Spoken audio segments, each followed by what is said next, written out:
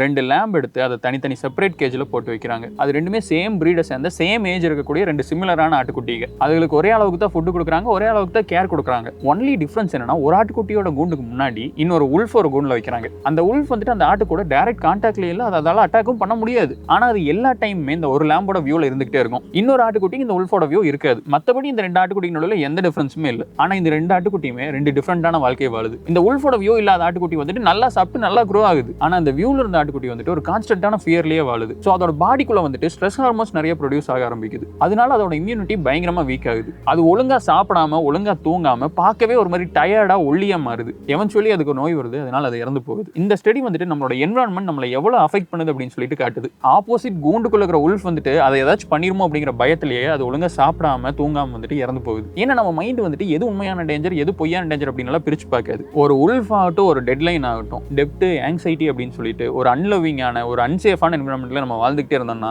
நம்ம பிரெயின் வந்துட்டு நம்ம ஏதோ டேஞ்சர்ல இருக்கும் அப்படின்னு சொல்லி நினைச்சுக்கும். ஈவன் வந்து நம்மளுக்கு டைரக்டா எந்த பிரச்சனையுமே இல்லைனா கூட நம்ம ஒரு பயத்திலேயே வாழ்ந்துட்டு இருப்போம். இந்த மாதிரி என்விரான்மெண்ட் இருக்கிறதுனால நம்ம மைண்ட் வந்துட்டு பயங்கரமா அஃபெக்ட் ஆகுது. நம்ம மைண்ட் அஃபெக்ட் ஆகுறதுனால நம்ம பாடியும் அஃபெக்ட் ஆகுது. ஸோ உங்களை பாதர் பண்ணாத, உங்களுக்கு மேட்ரே இல்லாத விஷயங்களை நினைச்சிட்டு நீங்க ஸ்ட்ரெஸ் ஆகாதீங்க. அதே மாதிரி உங்க என்விரான்மெண்ட் வந்துட்டு உங்களை ஒரு மாதிரி ஸ்ட்ரெஸ்ஸா, உங்களை ஒரு மாதிரி சர்வைவல் மோட்லயே வச்சுட்டு இருந்துச்சு அப்படின்னா அந்த என்விரான்மெண்ட்ல இருந்து பெட்டர் என்விரான்மெண்ட்டுக்கு மூவ் ஆகுங்க.